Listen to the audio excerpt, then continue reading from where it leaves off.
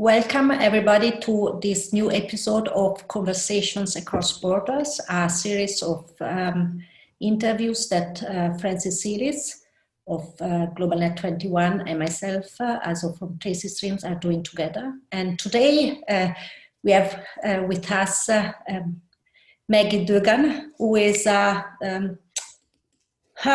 Maggie? As she designs and facilitates workshops about innovations, creativity, and leadership. And today we're going to speak about creativity and her journey. Maggie, welcome to the podcast. Delightful to be here. And good morning, Francis. Hello, Nerina. I'm here, ready to go. And Maggie, you said I did not want only to use creativity for my work, but I want to creativity to be my work. And you started as a journalist, and you are now working in developing work, if you want. You are the founder of a company, Innovative Innovation. And could you tell us a little bit about the why and how of this journey? Surely. Yeah, I worked in the media. I was a journalist, and then I worked in marketing and promotion and broadcast management. But I had a very insightful manager who suggested that I go to a creativity conference. And I went, and being there felt like meeting, my own kind. It was very inspiring. And so I started going every year and gathering skills and tools and techniques to be more creative and to facilitate people to be more creative. And I was using it in my work in the media. And at one point I just said, I don't want to just be using it. I actually want to be living it and teaching it and bringing it. So I very easily, I shouldn't say easily, over time, gradually is the word I want, transitioned from using creativity and facilitation in the broadcast field to actually facilitating creativity and innovation and doing training. Probably took me 5 or 6 years to make that transition. Okay, so you do what you call inclusive innovation and creative innovation. And that's interesting. I mean, innovation is doing something new, and it can be good, it can be bad. But you use this word inclusive, which is a word that, begs a lot of questions. What do you mean by inclusive in the work that you do? I mean a couple of different things. One thing is I really believe that a collaborative collective process is the most productive. First of all, you're able to get the most interesting ideas when you involve and include more people. And second of all, the people who are about to execute those ideas have more ownership because they've been included and engaged in the process. So one part of inclusive innovation is making it a large group process, a collective process, which takes time and energy, but leads to some very interesting results. It also means including people for whom the solutions are going to have the most impact. And this is especially important in the work I'm doing because I'm really interested in trying to come up with innovations that will help people in the global south solve some of the significant challenges that they have, especially around the sustainable development goals. So how do you include people for whom the problem is the most severe and the most poignant, and engage them in not only understanding what the problem is, but in coming up with the solutions? That's one aspect of it. I think the other aspect of what we're trying to do is to generate ideas that will allow for more inclusion in the world, that will allow people to participate more fully in coming up with scientific solutions, more fully in generating economic improvement and empowerment for themselves. So inclusion in both of those ways. And Maggie, but you started collaborating and working, for example, with scientists to create new ideas. Can you tell us a little bit about the process? Also, how can we enable conversations? How can we foster innovation? Is this possible? It is possible. If I could give you just a bit of brief history, I'm part of an organization called No Innovation. We are a team of innovation facilitators who are based in the UK, in Europe, and in the United States. And inclusive innovation is an initiative of No Innovation. And we use the same team to do the work we do. Plus, we have facilitators also in Africa and in Latin America and Southeast Asia. So that's the larger team. But we started working with scientists. And one of the reasons we started working with scientists is that the Engineering and Physical Sciences Research Council in the UK realized that they wanted to have more innovative ideas that were interdisciplinary, but getting scientists to talk to each other across boundaries was really hard to do. So they worked with some of the founders of No Innovation. It's No with a K, by the way. It works better if you write it down. To come up with a process that would help scientists who don't typically talk to each other. So that is the core of our methodology. It's grown since then. We work with a number of research councils in the UK, as well as different academic organizations. And we also work with the National Science Foundation and the NIH and NASA and other organizations in the US. But if you were to boil down what it is, what our methodology is that helps scientists come up with really breakthrough ideas for research proposals, it's that we create conversations, we mix people together who wouldn't typically talk to each other. We give them a prompt to have a conversation. Then we interrupt their conversation before they become too attached to it and give them another prompt, and so on. And we follow a creative process that helps them really redefine the challenge, because sometimes we think we're working on the right problem, but we find out with the right conversations that we're not. Once they've redefined the challenge, generate new ideas and do a peer review with each other so that they can actually think about what are the best ideas that we all collectively have worked on. I mean, that's interesting that you started working with scientists, because, you know, we live in a time now of climate change, and lots of people are criticizing many scientists because they talk their own language and they don't know how to communicate the dangers to people who don't talk that language. And it's very turgid language very often. So is that one of your aims, to get people to talk a common language that crosses boundaries, not just in actions and understanding, but a language, a narrative that everyone can understand? Certainly, ultimately, that's our hope. I think at the workshops that we're running, we even have scientists who don't understand each other's language. One of the things we say to people at the beginning is we invite you to speak to each other in layperson's terms. And it's sometimes, in fact, in that very collision of different definitions of similar words between scientific fields that some of the most interesting conversations occur and lead to potentially interesting research proposals. And Maggie, you started also what it's named the Africa Science Leadership Program, and it is about leadership, and it's about trust, it's about impact. How can we do this? How can we design a science leadership program, and what it is about?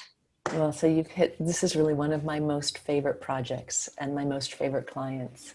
The Bosch Foundation, Bosch Stiftung Foundation in Germany, has funded this program, which was originated from the University of Pretoria in conjunction with the Global Young Academy, which is a great organization of early career researchers who are leaders, important leaders and emerging leaders in the field of science. And the Africa Science Leadership Program is meant to put collective leadership skills in the hands of African scientists so that they can occupy themselves with solving the problems of the continent. And in doing so, possibly show the world how to solve problems on the continent as well. Yeah. It's a fantastic program. It's really like, in fact, if you think about the scientific process that we use at No Innovation to work with the funding councils to come up with innovative research proposals, it's the same process that we use in the Science Leadership Program. The difference is the question on the table, instead of being a scientific question like, how do we improve upon the nitrogen cycle, or something like that, it's more like, how do we change the hierarchy of science leadership in Africa to create science leaders in Africa that Africa needs? Sorry, Francis, but it is, in this case, it's not, for example, a workshop of 2-3 days, but it is really a journey. And this is also the question how to make, to facilitate change in the time and make it impactful on the long run. Yeah, well, the program itself, the fellowship is a year long, and we have a 5-day workshop at the beginning where people come together, and then they go through the year, and then we finish with another program. But I'm a big fan of these sort of deep immersive workshops because I've really discovered, and it's true virtually as well. But I like to think also about the days when we used to meet in person. It's that immersion that creates the trust that happens over time. It has to do with those serendipitous moments that occur when you're, at the coffee station or having breakfast.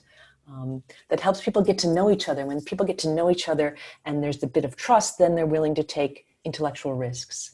And when they're willing to take intellectual risks, that's when the real thinking happens. That's when the real problem definitions come to light. That's when new ideas happen. And it doesn't happen if people don't trust each other. So a lot of what we're doing in the Science Leadership Program is helping young early career scientists understand how do they build trust with each other, but also how do they build trust with their teams and their labs so that they can have conversations that are cross-disciplinary and cross borders, and they can go further. You talk quite often in your answers there about leadership program. Is that who you're aiming at? Are you aiming at leaders in Africa, for example, that will influence policy? Are you aiming at future generations of leaders? Or are you also aiming much wider than that at communities who want to influence policy, but they feel disenfranchised? What's your target audience? That's a really good question. I'm really, really most passionate about trying to bring collective and creative tools to people everywhere I work. I mean, hopefully after you come to a workshop that we've run, you've learned some things that you want to use back at home and with your team. But I'm really, really interested about bringing our creative process to the Global South. And not in a way where we're saying, okay, we have this process and we're going to show you how to fix things, but more like an invitation. Here's a creative process. We invite you to use it, to adapt it, to incorporate it, to solve problems as you need to. So I really see what we do as bringing creative process to come up with innovative ideas, doing capacity building in the sense of giving people tools that they can use to be more collaborative and to be more creative and to solve problems together. I'm interested in the Sustainable Development Goals, especially, and those are quite broad, so I'm interested in breaking them down and hacking them, if you will. But part of the way to do that kind of came in the side door. We were invited to be advisors to the Africa Science Leadership Program, thinking that really what they wanted to do was create scientists who were able to participate in our workshops. In the sandpits or the ideas labs. They're called sandpits in the UK and ideas labs in the US. But in the course of discussing with them, they realized that actually our process could be useful in how we train people. So I guess leadership is a side door to helping create capacity for people to make change all over the place. And it is, Maggie, you really move between south-south and north-south, if you want. And in your experience, also we in the north, we live in this phase where many people start feeling that we need a purpose in life, that business needs to help saving the planet. And we have a south that has, of course, sometimes different problems, like there are billions of people who do not have a toilet. Also, I mean, they have other problems than looking. Now I'm joking about myself, no, and then looking for purpose. How do you see this? How do you see these different positions in needing to change and saving the planet? Well, I speak very carefully because it's easy to be in the North and talk about the South. I'm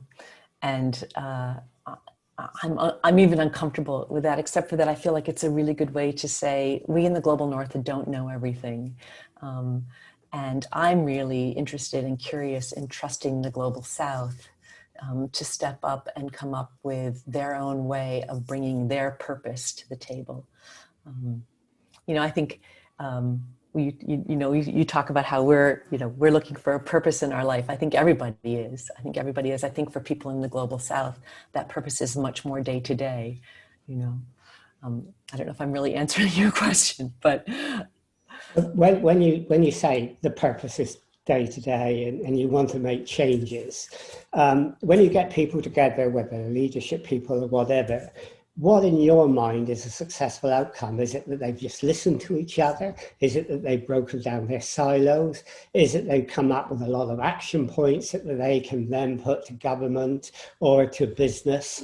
What would you expect to come out of your workshops that would make you think you've got a sustainable outcome? One of the great pleasures about the work I do is that I get to see people change. So for me, there are a number of outcomes. One is whenever we run a workshop at No Innovation and Inclusive Innovation, we always want to have really concrete output. We want to see ideas that are actionable, that people are enthusiastic about, and people have thought through well enough that they're going to be actually implemented, and that they've received peer feedback that helps them really think about how am I going to execute this and make this happen. So there's something concrete that makes it successful. But there's something else too. There's this experience that when you watch a group of people come together, a little bit suspicious at first, especially the scientists, they're very suspect about a workshop, what's going to happen.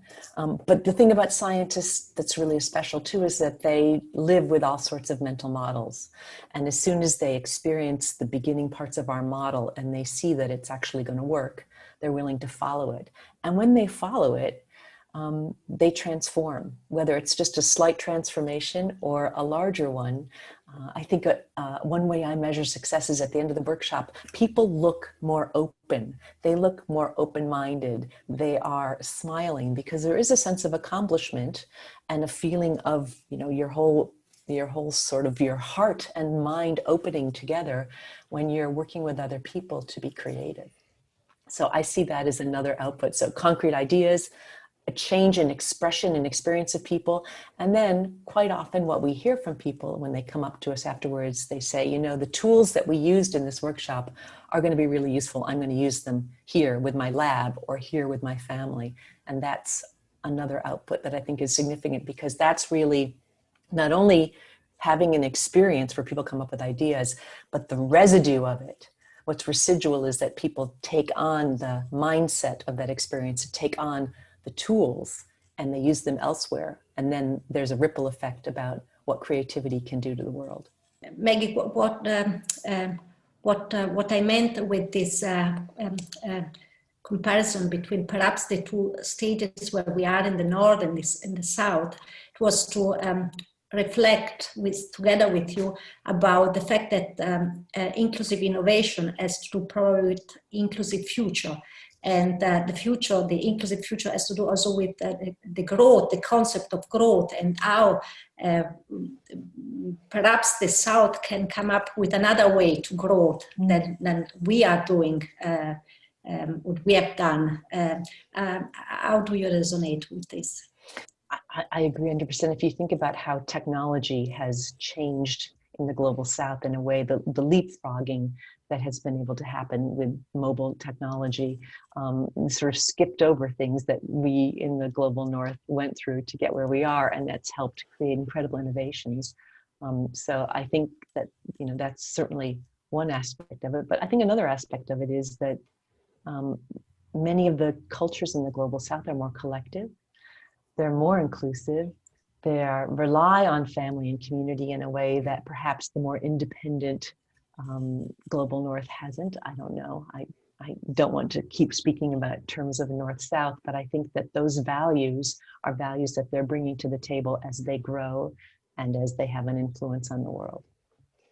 When you get people together, what interests me is if you want people to make a difference, if you want them to change their attitudes, to look at things creatively, how do you choose those people? Do you advertise it like a normal workshop because you don't know who you're going to get? Or do you say, look, I want a set number of people who I think will gel together and they fit in with my purpose of the outcomes I want?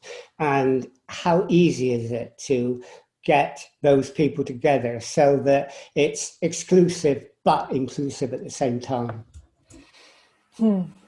Yeah, that's a really nice question. I mean, there is a range of experience as a facilitator that I could describe to you of working with a group of participants who were very diverse, had very different interest in being in the workshop, or very different interest or belief in what could happen in a creativity workshop. I've also been in workshops where people were very carefully selected, using an organizational psychologist, in fact, to help really select for people who not only brought the right expertise to the table, but brought the right mindset and the right passion and the right willingness to collaborate. And I think maybe that's the critical piece, is coming into a room, not needing to be right, but coming into a room with curiosity.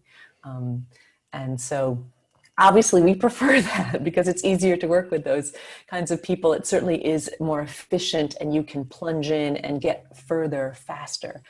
But I also have seen incredible transformation happen when we've taken some of the most skeptical people in the room and given them an experience that made them see, actually it is worth taking the time to use a creative process and to bring people together. And we did come up with something that we wouldn't otherwise have come up with. You know, I think one of the things we talk about in our leadership workshop is this idea of being a knower or being a wonderer. And as a leader, it's important to do both. I mean, if you have knowledge and you're not sharing it with the people with whom you're working, you're doing them a disservice by not, giving that knowledge to them. At the same time, if you're always a knower, your people won't really grow. And there's a lot of value in coming in as a wonderer and authentically asking questions and being curious about how other people perceive things or how other people would approach things. And so we try to, in our workshops, create a culture where people are comfortable moving back and forth between being knowers and sharing their knowledge and being wonderers and hearing other people's knowledge or hearing new perspectives and new ways to look at their knowledge. And I think it's in that ability to be on that pendulum swing that sometimes triggers some really interesting conversations and builds trust.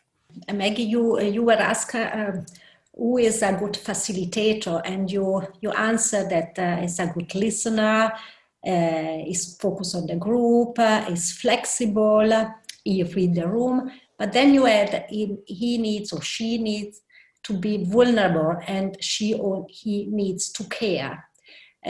Why this is the core of this vulnerability and this caring, real caring for people?